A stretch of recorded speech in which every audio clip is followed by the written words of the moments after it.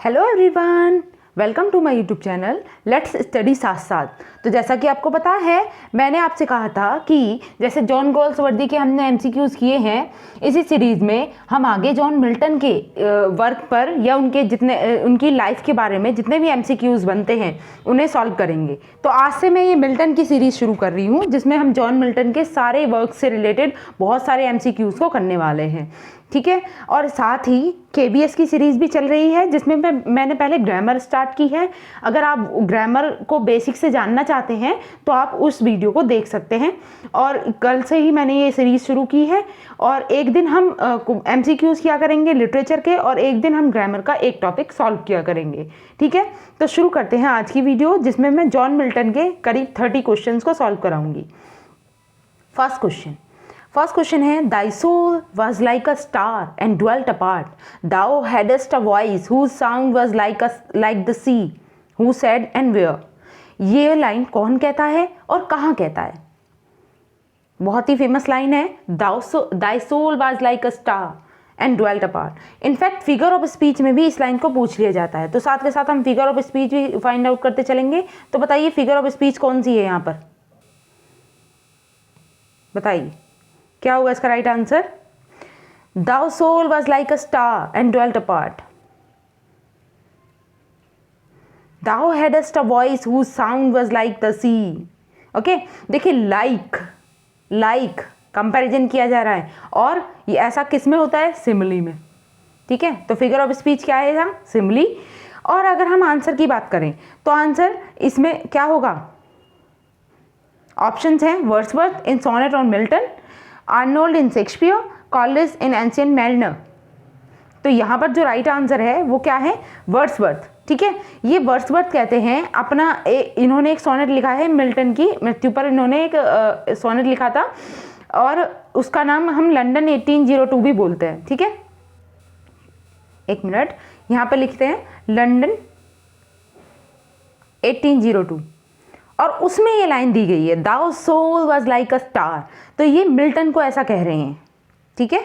Wordsworth ने कहा है मिल्टन के बारे में। Option number A is the right answer.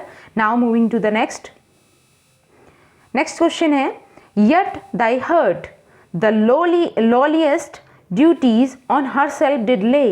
These lines are about Milton, who said and where. ये लाइन्स भी मिल्टन के विषय में हैं, और कौन कहता है और कहाँ कहता है ये पूछा गया है। Yet thy heart the lowliest duties on herself did lay. Options are Shelley in Adonius, Wordsworth in Sonnet on Milton, Arnold in Shakespeare. None of these.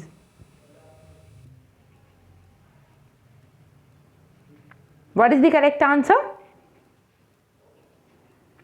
Yes, इसका राइट आंसर है Wordsworth in Sonnet on Milton, ठीक है। Option number B is the correct answer.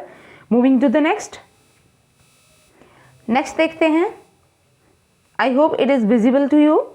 Shakespeare is the poet of impulse, of loves, hates, fears, jealousies and ambitions that swayed the man of his age. Milton is the poet of steadfast will and purpose, who moves like a god amid the fears and hopes and changes impulses of the world, regarding them as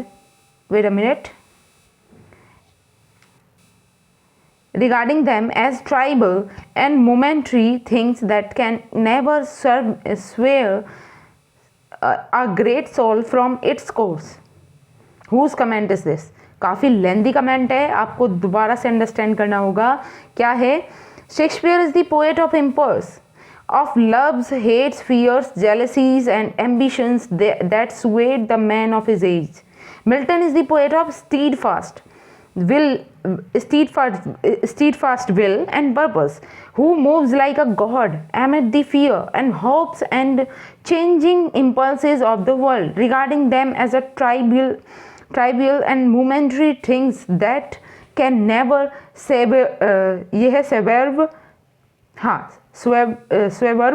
a great soul from its course.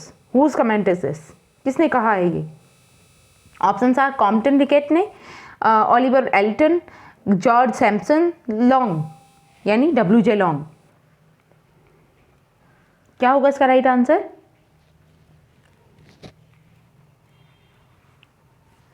देखिए, इन्होंने जो भी comment किया है, इन्होंने Shakespeare के बारे में भी कुछ कहा है।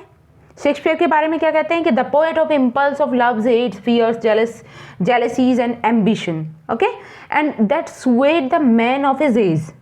लेकिन और मिल्टन के बारे में क्या कहते हैं ये कि Milton is the poet of stead fast will and purpose who moves like a god amid the fears and hopes and changing impulses of the world, okay?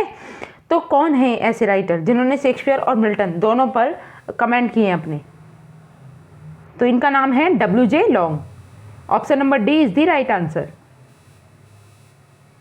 Next देखते हैं। He a poet ought to himself to be a true poem that is the composition and pattern of the best and most honorable things. Who said? ये कौन कहता है? He, a poet, ought to himself to be a true poem that is a composition and pattern of the best and most honorable thing. Options are Milton, Shelley, Wordsworth, Shakespeare.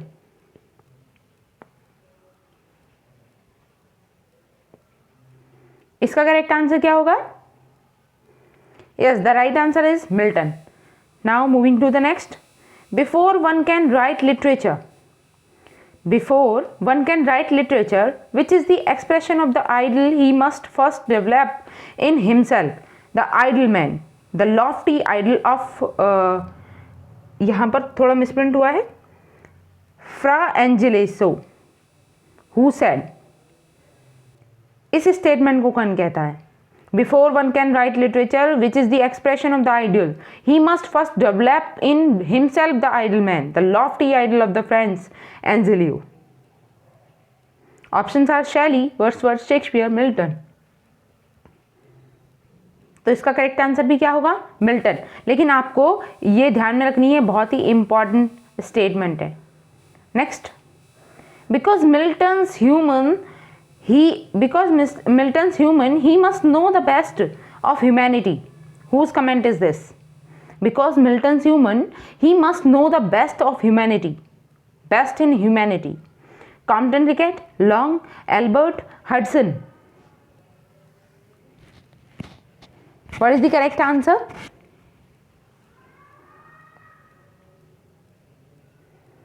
Yes, the right answer is W.J. Long. Next, the spirit of Lord is upon me. Whose line is this? किसकी line है ये?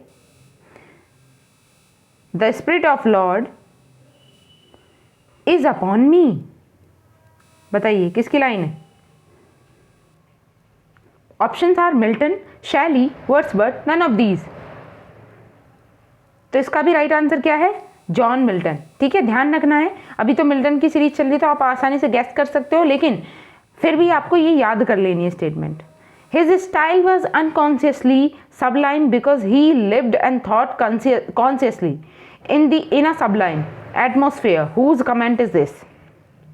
किसका comment है ये? His life was unconsciously sublime because he lived and thought consciously in a sublime atmosphere. Options are Compton Rickett about Milton, Long about Milton, Long about Shakespeare, none of these. What is the correct answer?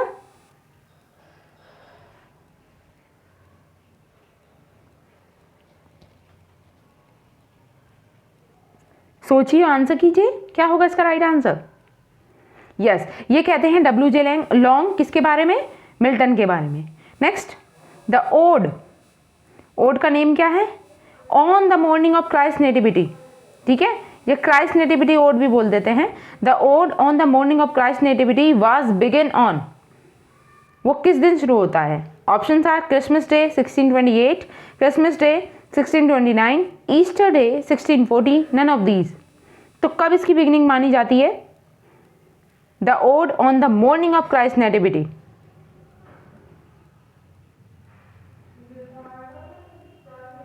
तो इसकी beginning मानी जाती है Christmas day 1629 से। ठीक है, option number B is the right answer, Christmas day 1629। Next, who was Milton's master? Milton का master कौन है? मिल्टन का मास्टर किसे जाना जाता है? Options are Chaucer, Burton, Homer, Spenser. Who was the Milton's master?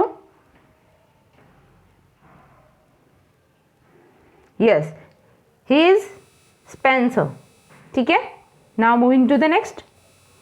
Milton was also influenced by Fletcher's. ये थोड़ा ब्लर आ रहा होगा. I hope now it is clear. ठीक है, थोड़ा अगर मैं जूम कर लूँ तो ये थोड़ा ब्लर हो जाता है. अभी ठीक है. Milton was also influenced by Fletchers. Options are nativity, creativity, Christ, victory and triumph. In none of these. क्या होगा इसका करेक्ट आंसर? सोचिए और आंसर कीजिए.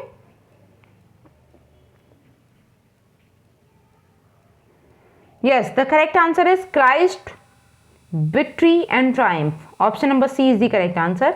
Next देखते हैं. As ever in my great task master's eye. As ever in my great taskmaster's eyes, this line is of Milton, who composed on his being arrival at this age of. बताइए. As ever in my great taskmaster's eye, this line is of Milton, who composed on his being arrived. कौन compose करता है? I think इसमें पूछा गया है कि उसके अराइव किस एज पर करता है. ठीक है. As ever in my great task masters आई.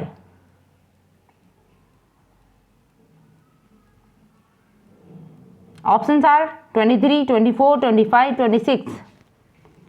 तो करेक्ट आंसर है इसका एट द एज ऑफ 23. ठीक है, 23 की एज में मिल्टन करते हैं इसे. Next, in his doctrine and discipline of diverse. In his doctrine and discipline of diverse and next है टेट्राकॉर्डन. इसे मैं दोबारा लिख देती हूँ यहाँ पे. और सॉरी फॉर दिस पेज, ये थोड़ा ब्लर ही है. टेट्राकॉर्डन. ठीक है, ये है टेट्राकॉर्डन. टेट्राकॉर्डन मिल्टन रेपुडिएट्स.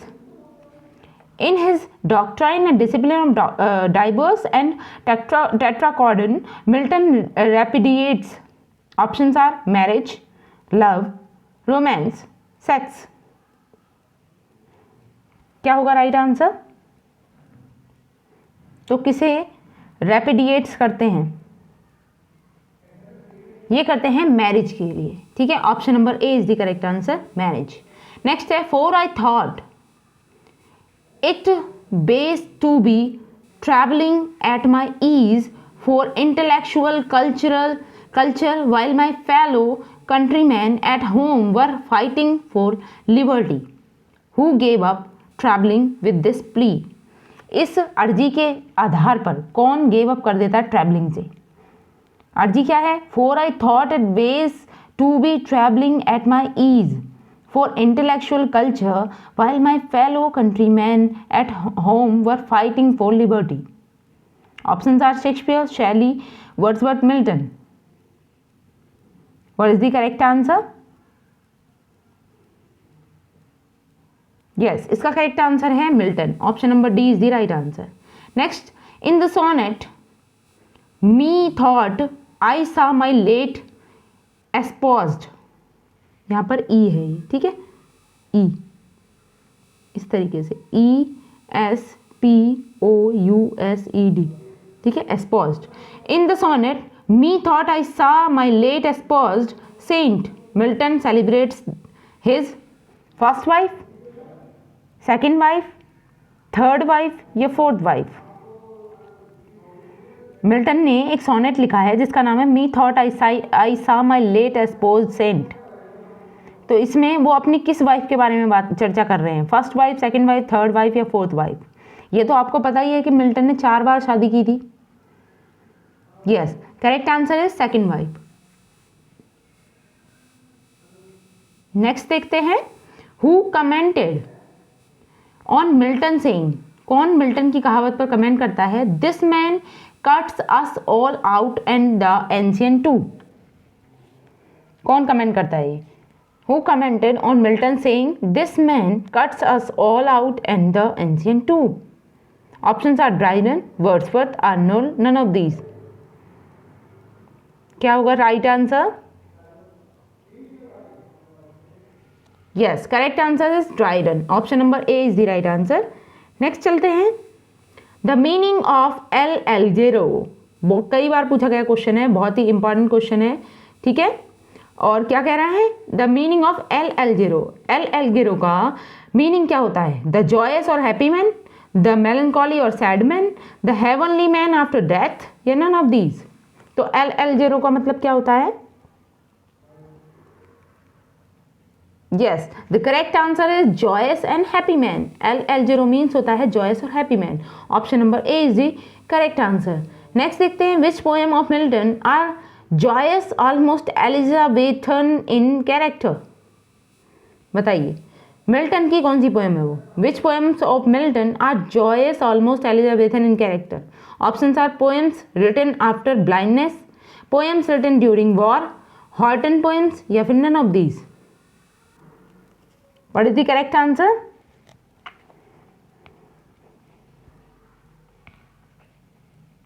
तो इनकी जो हॉर्टन पोएम्स है ना, वो है joyous almost Elizabethan in character. ठीक है, option number C is the right answer. Next देखते हैं. From where did England borrow the idea of the masque? England ने कहाँ से आइडिया लिया था मॉस्क का? Options are Italy, Japan, France, या अमेरिका. तो ये आइडिया कहाँ से लिया इंग्लैंड ने? ऑप्शंस आपके सामने हैं.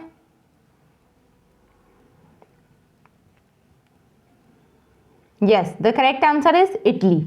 Okay, option number A is the correct answer, Italy. Next देखते हैं.